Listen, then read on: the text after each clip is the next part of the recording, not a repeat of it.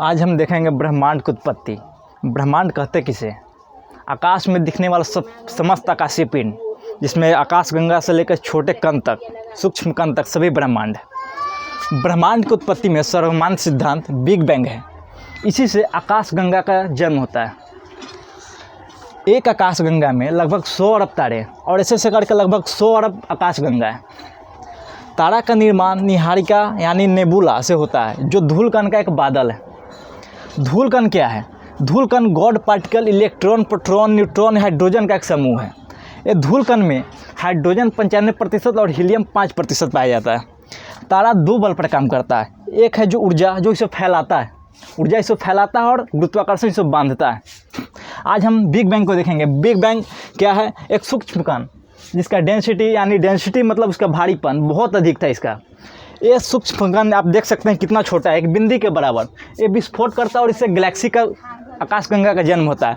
आकाशगंगा इसे फटा, ज़्यादा इस पर दिमाग मत से याद रखना है कि बिंदी है और ये फटा है, और इससे आकाशगंगा का जन्म होता है। और एक बिंदी में पावर इतना कहाँ से आया, इसका डेंसिटी इतना कहाँ से आया, कोई नहीं जानता है। इस फटा और इससे गैलेक्सी निकला। एक गैलेक्सी 3 प्रकार का था। एक था सर्पिलाकार, और एक दीर्घवृत्ताकार, और एक तीसरा था जिसका कोई आकार नहीं। इसमें 3 था। एक था सर्पिलाकार, एक था दीर्घवृत्ताकार, और एक जिसका कोई आकार ना हो। फटा और इसमें से सर्पिलाकार करके गैलेक्सी निकला बड़ा बड़ा।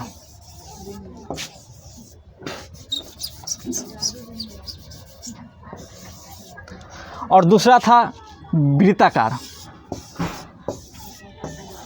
और तीसरा था जिसका कोई आकार नहीं था। ये 3 तरह के देखते हैं। बस इसी से, इस सूक्ष्म कण से फटने से बना। ये क्या है? बिग बैंग, सूक्ष्म कण। इसमें फटा और इससे गैलेक्सी निकला। ऐसा करके लगभग 100 अरब गैलेक्सी निकला, और प्रत्येक गैलेक्सी में लगभग 100 अरब तारे थे। और हम देखेंगे ये तारा का निर्माण कैसे हुआ। गैलेक्सी बिग बैंग आपको समझ आएगी। बिग बैंग था एक छोटा सा सूक्ष्म कण, इसमें विस्फोट हुआ और इससे आकाशगंगा का जन्म हुआ। और इसी आकाशगंगा में तारे हैं। बिग बैंग क्या है? एक छोटा सा कण, इसमें विस्फोट करता है। एक छोटा सा सूक्ष्म कण था जिसका डेंसिटी बहुत अधिक था, और ये विस्फोट करता है और इससे गैलेक्सी का उत्पादन जन्म होता है। गैलेक्सी 3 प्रकार का है। एक सर्पिलाकार, ये सर्पिलाकार है।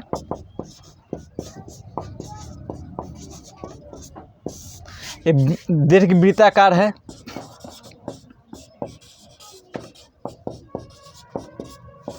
और ये जिसका कोई आकार नहीं, कोई आकार नहीं। आप समझ गए होंगे कि एक सूक्ष्म कण था जिसका पावर बहुत अधिक था, इस फटा और इससे आकाशगंगा का जन्म हुआ। आकाशगंगा 3 प्रकार के, एक सर्पिलाकार, एक दीर्घवृत्ताकार, और एक जिसका कोई आकार नहीं। और आगे देखते हैं हम नेबुला। तारे का निर्माण कैसे होता है। इसमें तारे हैं, सभी गैलेक्सी में तारे हैं। ये सभी जो गैलेक्सी आपके, इसमें सब में तारे हैं। इसके बीच वाले भाग को बल्ज बोलते हैं। यहाँ ब्लैक होल पाया जाता है। तारे का जब जन्म होता है तो तारे यहाँ होता है। जैसे इसका उम्र बढ़ता है, मृत्यु की तरफ जाता है, तब तक धीरे धीरे बल्ज की तरफ आता है, और यहाँ आकर इसका अंत हो जाता है बल्ज में। तारे का जन्म यहाँ पे होता है और बल्ज में इसका अंत होता है। और सारा तारे इसी बल्ज का चक्कर लगाता है। इसमें ब्लैक होल बहुत अधिक पाया जाता है बल्ज में।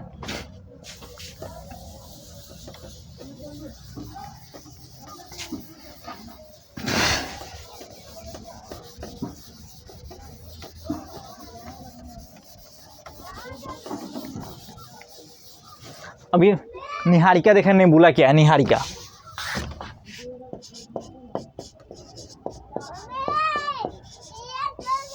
जैसा कि आप देख सकते हैं, निहारिका धूलकण का एक बादल है।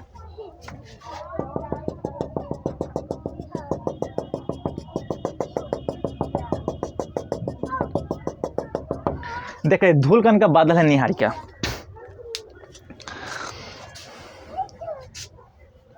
जब बिग बैंग विस्फोट किया था तो उसमें सिर्फ आवाज़ आई थी, कि जैसे कि मान लीजिए कुछ फटता था, सिर्फ आवाज़ आता, वैसे उसमें से आवाज़ आया था। लेकिन उस समय जो परिस्थिति थी, तापमान था, उससे आवाज़ मैटर यानी पदार्थ में बदलने लगा।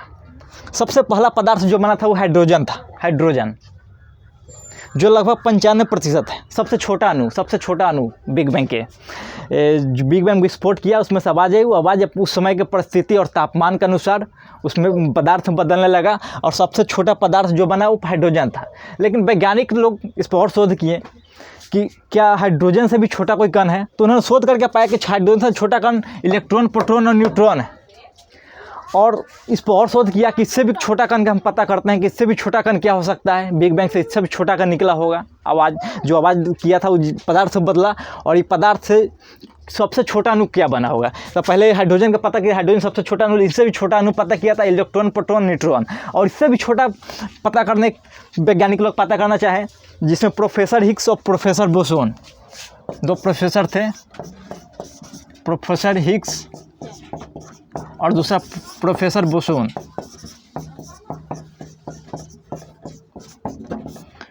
इन्होंने इलेक्ट्रॉन, प्रोटॉन, न्यूट्रॉन से भी छोटे अणु की खोज करने का प्रयास किए, लेकिन खोज नहीं पाए। बहुत प्रयास किए, इनको खोज नहीं पाए। तब इनको लगा कि ये चीज़ सिर्फ ईश्वर ही जान सकते हैं, इंसान की बस की बात नहीं है। इसलिए उनका नाम दे दिया उन्होंने गॉड पार्टिकल। ये भगवान का अंश है, भगवान ही जानता है, दूसरा कोई नहीं जानता है कि इलेक्ट्रॉन, प्रोटॉन, न्यूट्रॉन से भी कोई छोटा अणु है, तो उसे भगवान को पता है और किसी को नहीं पता है। इसलिए उन्होंने इनका गॉड पार्टिकल नाम रख दिया। यहाँ हम देखते हैं यही हाइड्रोजन, गॉड पार्टिकल्स और इलेक्ट्रॉन, प्रोटॉन, न्यूट्रॉन का धूलकण है। यहाँ देख सकते हैं धूलकण, God particle, electron, proton, neutron, hydrogen का समूह, ये धूलकण इसी सब का समूह है। अब देखते हैं तारा में ऊर्जा आया कहाँ से, तारा रोशनी कहाँ से है, चमकता कैसे है। हमारा सूर्य भी एक तारा है, बस हम लोग उसका नाम सूर्य दे दिए हैं। अब देखते हैं तारा में आया कहाँ से ऊर्जा। आप लोग गौर किए होंगे, घर्षण से करंट उत्पन्न होता है, बिजली। गर्मी के ठंडा के मौसम में जब कपड़ा वपड़ा हम अगर पहने होंगे, पहनते हैं स्वेटर वेटर, अब खोले होंगे तो चट चट की आवाज़ आता होगा, वो घर्षण से करंट उत्पन्न होता है। यहाँ तो बहुत बड़े बड़े पदार्थ हैं, इलेक्ट्रॉन, प्रोटॉन, न्यूट्रॉन, हाइड्रोजन का है, ये आपस में घर्षण कर रहे हैं। घर्षण करेगा तो करंट उत्पन्न होगा, ठंडा गर्म, प्लस माइनस। अब देख सकते हैं, अब प्लस माइनस की एक खासियत होता है, वो एक दूसरे को चिपकता है।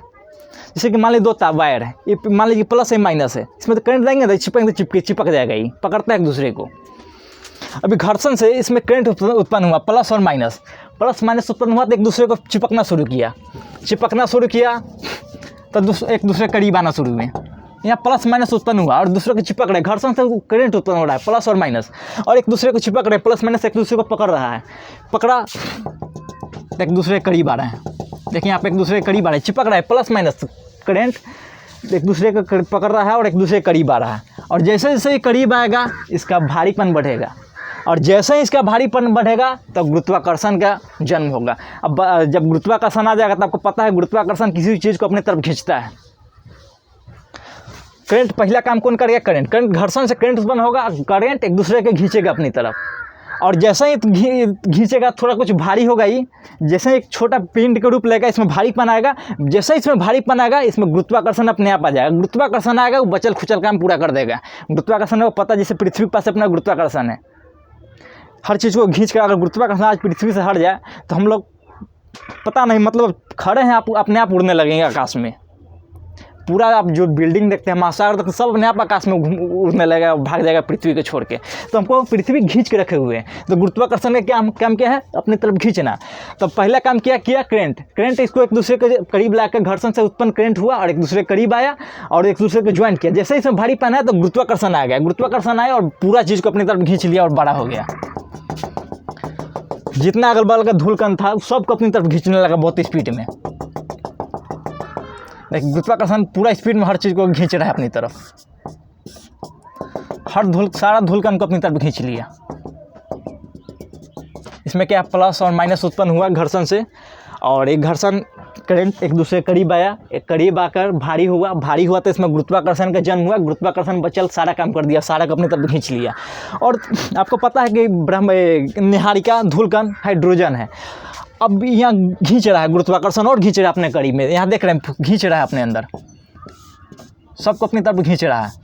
और आपने देखा होगा, अगर आपको ही गर्मी के मौसम में, चाहे किसी भी मौसम में, अगर आपको मान ली गर्मी के मौसम में आपको एक टी शर्ट पहनाएंगे तो आपको अच्छा फील होगा, लेकिन आपको स्वेटर पहना दे, रजाई उड़ा दे, ऊपर से और कुछ पहना दे तो आपको गर्मी उत्पन्न होगा कि नहीं? आप गर्मी बर्दाश्त नहीं कर पाइएगा।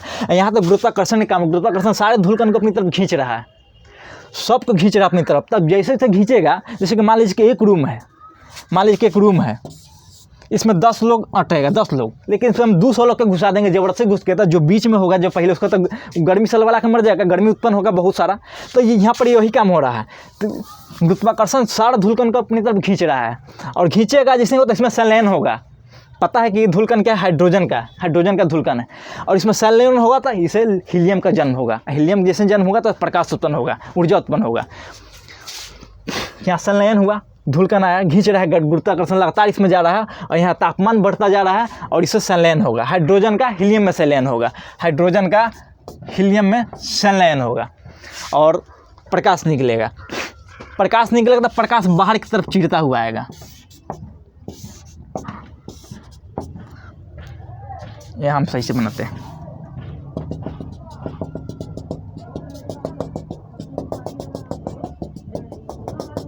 जो अंदर की तरफ जा रहा है एक गुरुत्वाकर्षण है, जो गुरुत्वाकर्षण अपनी तरफ खींच रहा है सबको। यहाँ पे गर्मी तापमान बढ़ रहा है, क्योंकि सब यहीं पे आके जमा हो रहे हैं, जमा होता है, मतलब इसके मतलब अथी से तापमान बढ़ना शुरू हुआ। जैसे कि ये बताया ना, अगर आप ही अपन गर्मी के मौसम में अगर स्वेटर पहने, जैकेट पहने, तो आपके अंदर गर्मी उत्पन्न होना शुरू हो जाएगा।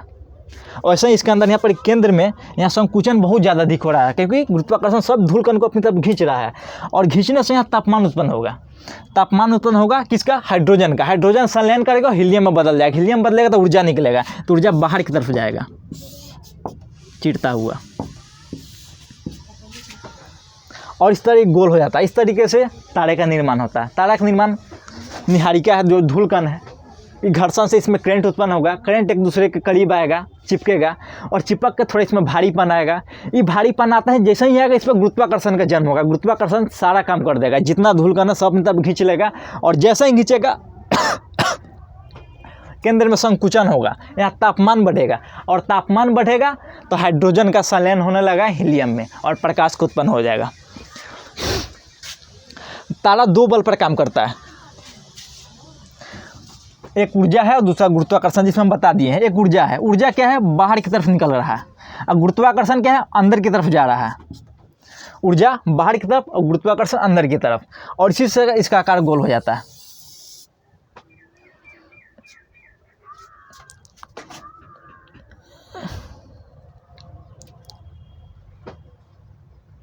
तो आप देख सकते हैं यहाँ पे ऊर्जा आपको समझ में आया कि ऊर्जा हाइड्रोजन हीलियम में संलयन होगा। जैसे ही इसका संलयन होगा, हाइड्रोजन हीलियम बदलेगा, ये चिरता हुआ बाहर निकलेगा, प्रकाश ऊर्जा बाहर निकलेगा।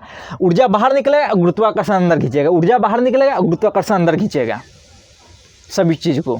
और जैसे ही खींचेगा टेम्परेचर बढ़ता जाएगा, हाइड्रोजन का संलयन होते रहेगा, हीलियम में प्रकाश ऊर्जा उत्पन्न होते रहेगा, और फिर ऊर्जा जो बनेगा वो बाहर जाएगा। जैसे ऊर्जा बना, यहाँ बन रहा है केंद्र में, ऊर्जा बाहर गया, और बाहर के चीज़ों को गुरुत्वाकर्षण अंदर खींच रहा है। ये मान लो गुरुत्वाकर्षण, ये ऊर्जा है, ये मान लीजिए केंद्र है, ये केंद्र है,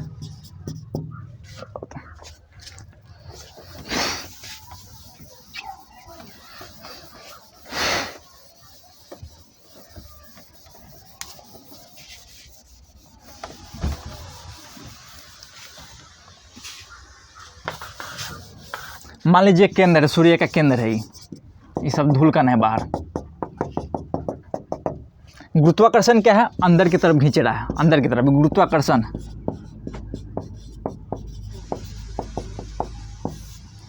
और ये ऊर्जा, यहाँ वो तापमान उत्पन्न हुआ, और यहाँ से ऊर्जा बाहर निकलेगा, ऊर्जा बाहर निकल रहा है। चारों तरफ यही होगा, एक खींच रहा है, एक बाहर जा रहा है, एक खींच रहा है, एक बाहर जा रहा है, एक खींच रहा है, एक बाहर जा रहा है। इस तरीके का आकार गोलाकार हो जाएगा तारे का।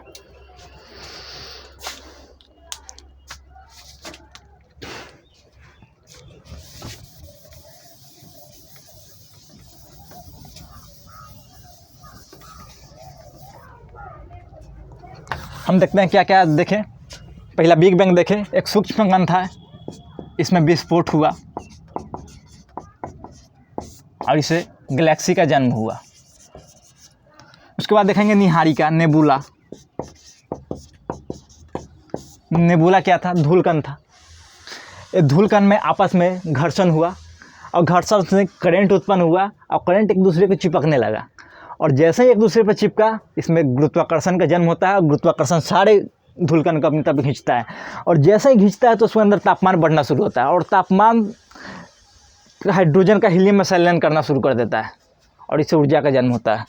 तो आज हम इतना बताएं, कल आपको हम इस सूर्य का मृत्यु कैसे होता है, श्वेत बावन, काला बावन, सुपरनोवा क्या है, ये आपको हम कल बताएंगे।